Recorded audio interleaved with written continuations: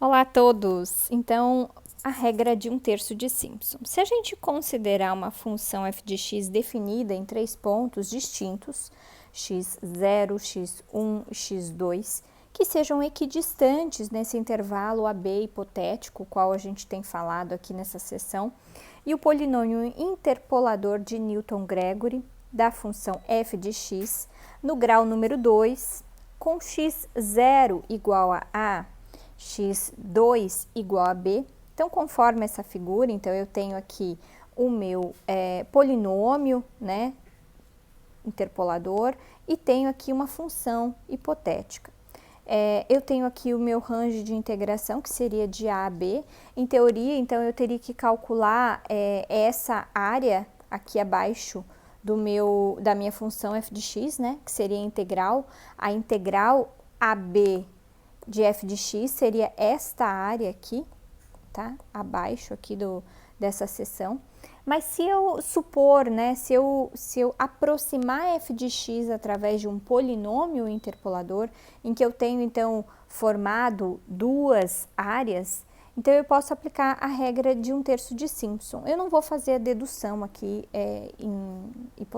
a dedução passo a passo, mas para a regra de 1/3 de Simpson, a ideia é que você faça, então, cada uma dessas integrações por partes numa função f de x hipotética, tá?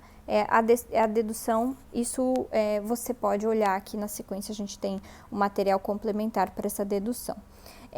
Então, essa aqui seria a regra de 1/3 de Simpson. Então, eu vou ter aqui x0 até x2, o f de x vai ser a minha função, e a regrinha vai ser o seguinte: h sobre 3 mais f de x0 mais f de x mais 4f de x, desculpa, mais f de x2, ok? Então, eu tenho aqui a minha função com um polinômio interpolador com duas seções, ok? N igual a 2. O erro, então, vai estar muito similar àqueles erros anteriores e o limitante superior aqui. Lembrando que esta função aqui com as linhas, tá? Talvez na sessão anterior você tenha ficado com um pouco de dúvida, e nessa sessão aqui a gente pode elucidar um pouco melhor isso. Isso aqui é uma derivada à quarta, ok? Então, eu faço o quê? Faço a primeira derivada, obtenho a equação, faço a segunda derivada, obtenho a equação, faço a terceira derivada, obtenho uma equação, e na quarta derivada é que eu tenho aqui essa função de 4 linhas, tá? Mesma coisa lá na anterior, a gente apresentou um f, duas linhas, ou seja, derivada segunda, tá? Derivada segunda.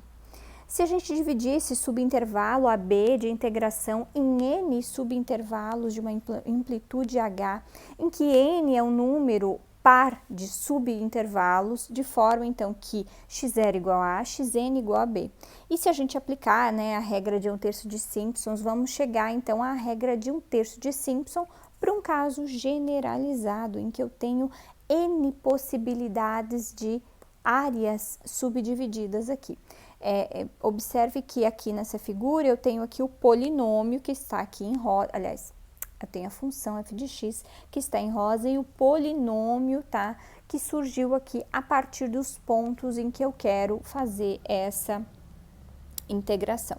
E aí, como é que eu vou expandir, então, esse polinômio, como é que ele fica, né? Então, eu vou fazer dele, então, h sobre 3, f de x0 mais 4f de x1, f de x3, mais até n menos 1, ou seja, se eu tenho aqui a possibilidade de 5, então vai até, né, 5 partes, aliás, n subintervalos em que n é um número par, ou seja, eu tenho subintervalos pares, então eu tenho aqui 6, de repente, subintervalos.